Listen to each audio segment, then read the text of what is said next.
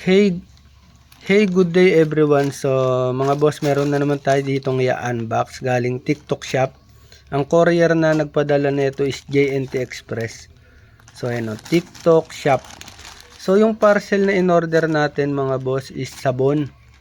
So, i-open natin and then ipapakita ko sa inyo kung okay ba yung sabon na dumating sa amin.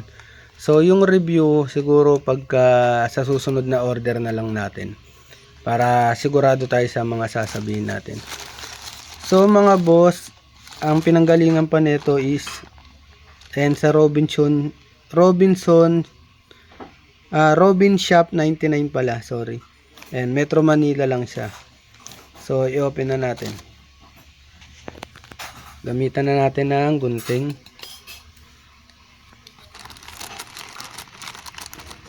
So ayan, no.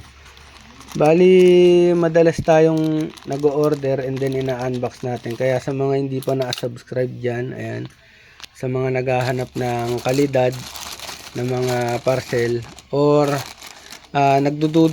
nagdududa pa rin kahit may mga review na sa mga shop nila. So, subscribe lang kayo dito para updated kayo. Medyo mahirap lang siyang i-open, pero doble yung box niya. Ay, doble yung plastic niya. Guntingin lang natin. Actually sa TikTok Shop madami naman mga legit doon.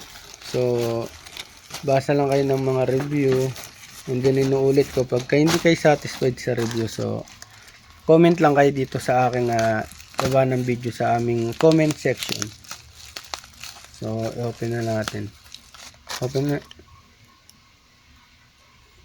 Ayan na.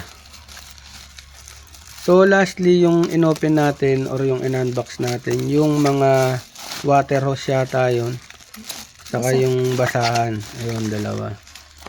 Ayun. Ang maganda lang dito kasi sa JNT talaga pinapahalagan talaga nila yung parcel nila. Bali dinodoble lagi nila. Kita nyo naman may bubble wrap pa. So papakita namin sa inyo kung ano yung sabon na in-order natin. I-open mo rin yan. Ayun. So talagang parang quality. Magkano yan? 150. No? 150. For only 150 mga boss, meron na kaming papaya soap. Ayan, yung brand niya, ayan, Negra Ultima.